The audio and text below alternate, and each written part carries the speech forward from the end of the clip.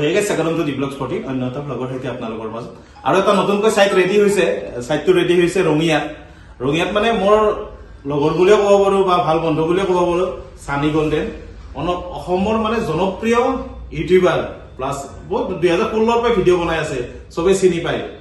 আৰু ইনষ্টাগ্ৰাম বা ফেসবুকতো আছে বেছিভাগে চিনি পায় আৰু চিনাকি কৰি দিয়াৰ কোনো মানে প্ৰয়োজনে নাই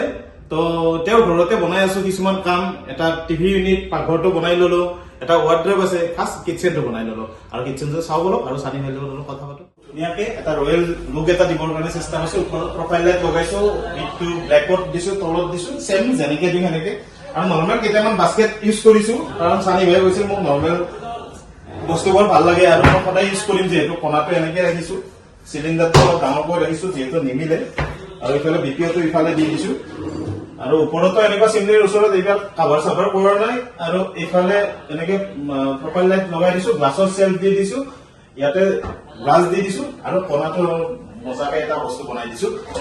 এইফালে এনেকে সোমাব পাৰো বহুত জায়গা এয়া লৈ থকাৰ কাৰণে ইয়াতে এখন সৰুকৈ পাল্লা দি দিছো একদম মৰম লগা টিকটকৈ মেগনেট লগাই দিছো এলকটজা লগাই পেলাই এখন গ্লাছ লগাই দিছো সৰুকৈ একদম ধুনীয়া লাগে আৰু কিবা এটা মানে ডিজাইন এটা আহি আছে অভেনৰ ওপৰত এটা হাইড্ৰলিক দি দিছো সৰু 5 কিলো হাইড্ৰলিক পাম্প আৰু ইফালেতো এটা আছে এনেকুৱা আপাৰ কেবিনেট আৰু ইফালে এটা গ্লাছৰ এনেকুৱা হাইড্ৰলিক দি দিছো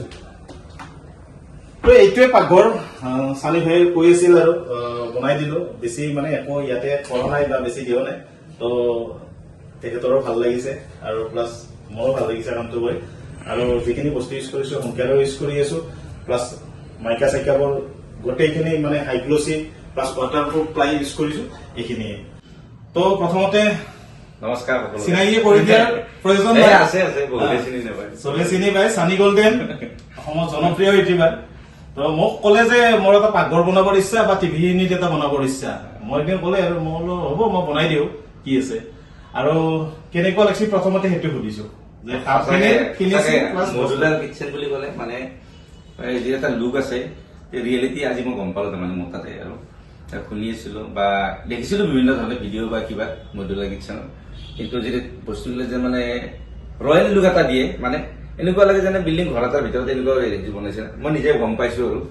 এতিয়া ভিডিঅ'ত কেনেকুৱা হৈছে নাজানো কিন্তু মই ৰিয়েলিটি গম পাইছো মানে মজবুতটো গেটা পাতা আৰু এনেকুৱা মজবুতি তাৰোপৰি মানে কিবা কোম্পানী ফিটিং কৰি থৈ গৈছে নেকি বস্তুটো এনেকুৱা এটা ফিল এটা আহিছে চিৰিয়াছলি এইটো মই তোমাক শুনি পেলাই ক্ৰেডিটটো ইহঁতকো দিব লাগিব এইটো বস্তু দিছে মোক গোটেইখিনি ইচ্ছা কৰি ঠগাব পাৰিলে কিন্তু নাই ঠগোৱা আহি গোটেই ৱাটাৰপ্ৰুফৰ পৰা বা হোম কেয়াৰৰ বস্তু দিছে গোটেই হেভি বস্তু দিছে জীৱনত এইবিলাক বস্তু মানে 30 বছৰ আৰামছে যাব যদি ভালকে ৰাখা যায় কি চকৰ কাষতে ঘৰ হা তো যেতিয়াৰ পৰা কাম কৰি আছে প্ৰত্যেকজন মানুহ আহি কিনে চাব আছে ইটো মজা লাগছে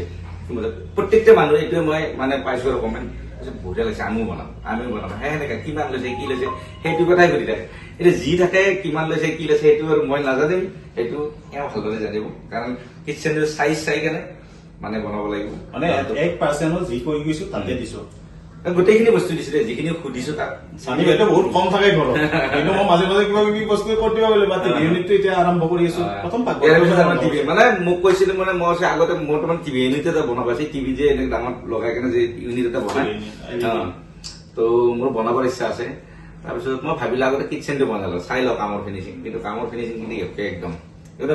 বেষ্ট কোৱালিটিৰ কাম মিস্ত্ৰীৰ মোৰ পিছৰ মানে ৰহস্য মিস্ত্ৰীৰ হাতবিলাক বহুত ভাল আমাৰ মিস্ত্ৰী যিকেইটা আছে এওঁৰ আণ্ডাৰত কিন্তু মজা আৰু মানে এনেকুৱা কামৰ ফিনিচিং ইমান ধুনীয়াকে কাম কৰে এটা তিল কাম তাৰমানে কোনো ধৰণৰ খুঁত নাৰাখে এনেকুৱা ধৰণৰ কাম কৰে তো এতিয়া মই টিভি ইউনিটটো কৰিম আৰু লাহেকে তো থেংক ইউ যিখিনি পাইছো কৰিছো তো ধন্যবাদ ভাই নিশ্চয়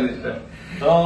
কামখিনি কৰাৰ কাৰণে বহুত ধন্যবাদ কাৰণ অসমৰ ইমূৰৰ পৰা সিমূৰলৈকে কাম কৰিছো সৰু ডাঙৰ হলেও আমি সৰু ঠিকাদাৰ আপোনালোকে সঁচাই বিশ্বাস মই এইটো কথা দিছো আপোনালোকে কাম কৰি চাব মই কোনো ধৰণৰ স্পনচাৰত লৈ কোৱা নাই দেই মোৰ নিজৰ কামটো ভাল পাইছো সেইকাৰণে কৈছো একদম ৰিয়েলিটি আৰু যিটো কয় সেইটোৱে দিছে ঠগোৱা নাই কোনো ধৰণৰ বস্তু যিবোৰ ৱাটাৰপ্ৰুফ মানে এই কি প্লাইবোৰ্ড বুলি কয় সেইটো ৱাটাৰপ্ৰুফ কি আমি নাজানো কিন্তু সেইবোৰে দিছে মানে গ্যাৰান্টিও আছে যিমানখিনি ইনভেষ্ট আৰু বস্তুখিনি গোটেই হোম কেয়াৰৰ বস্তু দিছে সেইকাৰণে ভাল মানে হাইড্ৰলিকটো নাজানো চব এইবিলাক চব বস্তু দি দিছে তো মই কি ক'ব বিচাৰিছো এটা ক'ব বিচাৰিছো কাৰণ অসমত বহুত মানুহে ইণ্টেৰিয়ৰ কাম কৰি আছে প্লাছ বহুতখিনি মানুহে মানে চিলিং হওক যিকেইখন বনাই আছে তো অলপ চাই মেলি ল'ব বস্তুবোৰ চাই ল'ব যিখিনি বনাই আপোনালোকে য'ত যি বনাই আৰু যিখিনি কাম কৰোঁ আমি অলপ চাই মেলি আগতে মই দেখাই দিওঁ যদি আপোনালোকৰ পচন্দি লাগে বাজেট মতে মিলে কৰিব নকৰিলে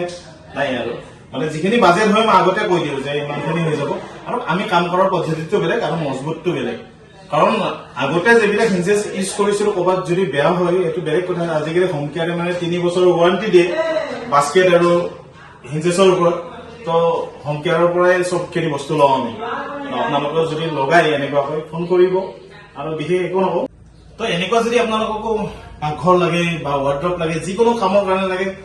তো আপোনালোকে ডেছক্ৰিপশ্যনত তলত থকা ফোন নম্বৰত ফোন কৰিব মই ফোন ৰিচিভ দিওঁৱে মই বা ৰেছপন্স দিওঁৱে আৰু অসমীয়া ল'ৰা হৈ কাম কৰি আছো আপোনালোকে যদি কাম দিয়ে মনে জানে তেতিয়াহ'লে দিব আজিলৈ বাই বাই নেক্সট এটা ভিডিঅ'ত লগ পাম বাই